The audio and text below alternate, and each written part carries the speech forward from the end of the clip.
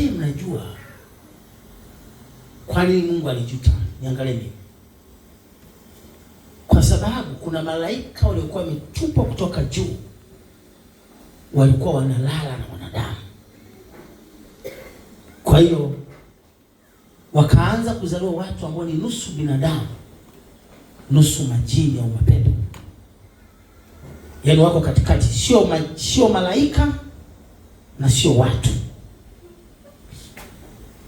Na sababu hiyo ilikuwa kwa sababu shetani alishajua ya kwamba kupitia mwanamke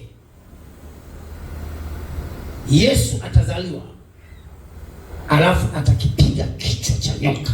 Maana andiko lishatabiri katika Mwanzo sura ya 3 ya kwamba uzao wa mwanamke utapiga kichwa uzao wa nyoka. Kwa shetani, ili kumkomoa Mungu, akaamua watengeneze sasa biological skill nini hizo yaani unajua malaika wanaga maumbile ya kike na ya kiume, kwa wakajitengenezea.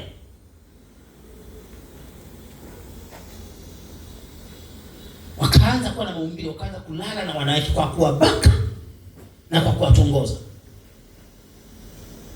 Na unajua kisayansi kwamba DNA ya mwanaume yote unalala naye inabaki ndani yako, haitoki. Maisha kila mwanaume unalala naye DNA yake inabaki kwenye mwili wako wewe mwanamke. Ndio maana kimaumbile mwanamke utaki kulala zaidi ya mwanaume mmoja.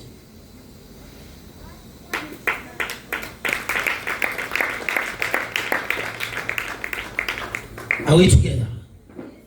Sasa ya ile damu ya wale malaika ikaenda kuharibu system ya damu ya binadamu. Kwa hiyo wale watu waliokuwa wanazaliwa sasa sio binadamu kamili, nusu binadamu, nusu nini? Mapepo au malaika walioasi. Watu wa Mungu, ndio kitu ambacho wanasayansi wanafanya sasa hivi. Elon Musk juzi amesema wametengeneza chip ambao wataiweka kwenye damu ya binadamu, atakuwa na uwezo wa kufanya miujiza kama Yesu.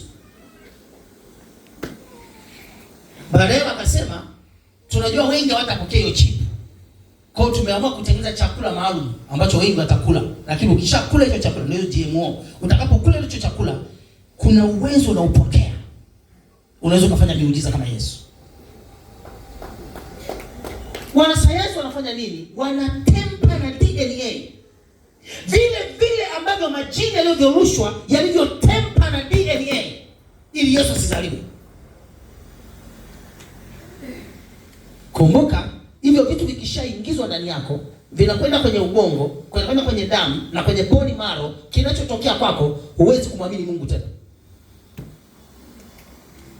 Unaanza kutukana Yesu na kukufuru. Kwa wale majitu, giant waliosababisha Mungu akaangamiza dunia, wamerudi tena duniani kwa jinsi nyingine, lakini kwa kutumia akili. Leo hawana urefu wala upana, ila wana urefu wa akili. Kwa kutumia sayansi wanatempa na damu ya mwanadamu.